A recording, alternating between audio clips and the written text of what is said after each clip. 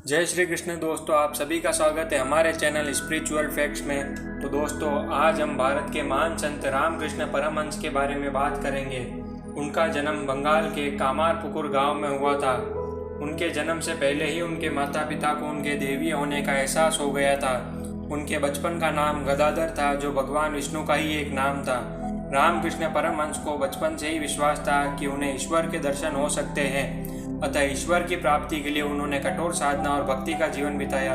दोस्तों, रामकृष्ण परमहंस के चमत्कार के बारे में बात करें तो उनका पूरा जीवन ही माँ काली की भक्ति का चमत्कार था, पर फिर वे भक्ति से आगे निकल गए थे। काली भक्ति से परे जाकर वे परमात्मा में लीन कैसे हुए थे, तो आगे हम इसके बारे में जानेंगे। रामकृष्ण परमहंस ने अपना ज़्यादातर जीवन एक परम भक्त की तरह बिताया। वह काली के भक्त थे। उनके लिए काली कोई देवी नहीं थी, वह एक जीवित हकीकत थी। काली उनके सामने नाचती थी, उनके हाथों से खाती थी, उनके बुलाने पर आती थी और उन्हें आनंद विभोर छोड़ जाती थी।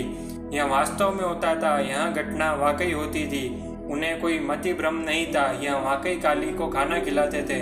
रामकृष्ण की चेतना इतनी ठोस थी कि वह जिस रूप में इच्छा करते थे वह उनके लिए वह हकीकत बन जाती थी। इस स्थिति में होना किसी भी इंसान के लिए बहुत ही सुखद होता है।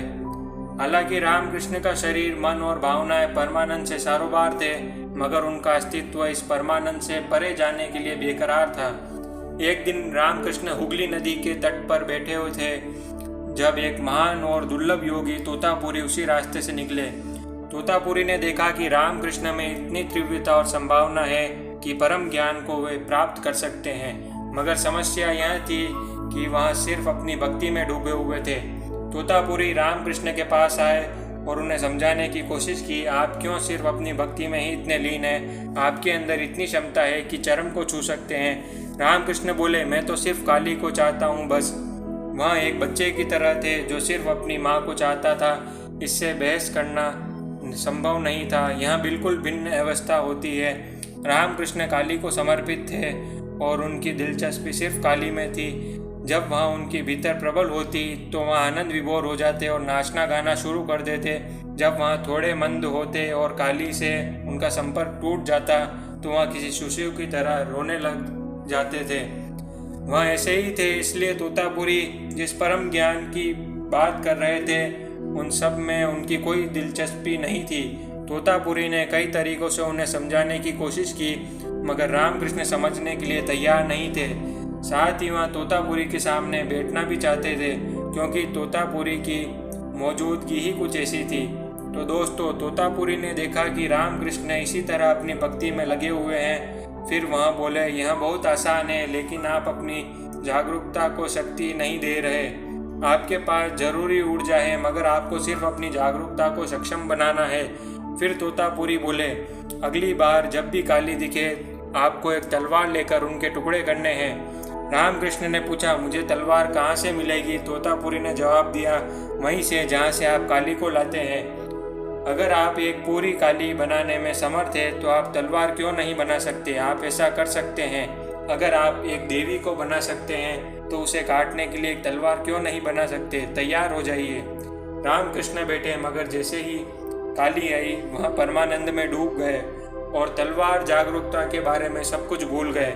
फिर तोतापुरी ने उनसे कहा, इस बार जैसे ही काली आएगी, उन्होंने शीशे का एक टुकड़ा उठाते हुए कहा, शीशे के इस टुकड़े में से आपको वहाँ पर काटूंगा जहाँ पर आप फंसे हुए हैं।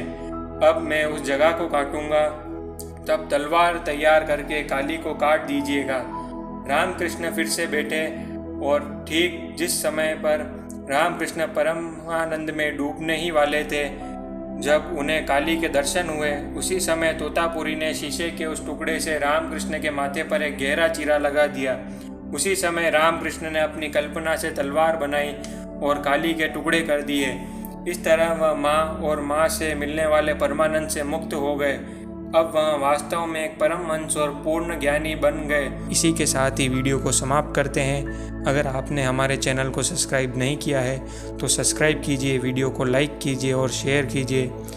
और आगे आपको किस टॉपिक पर वीडियो चाहिए उस पर आप कमेंट कीजिए। धन्यवाद। जय श्री कृष्ण।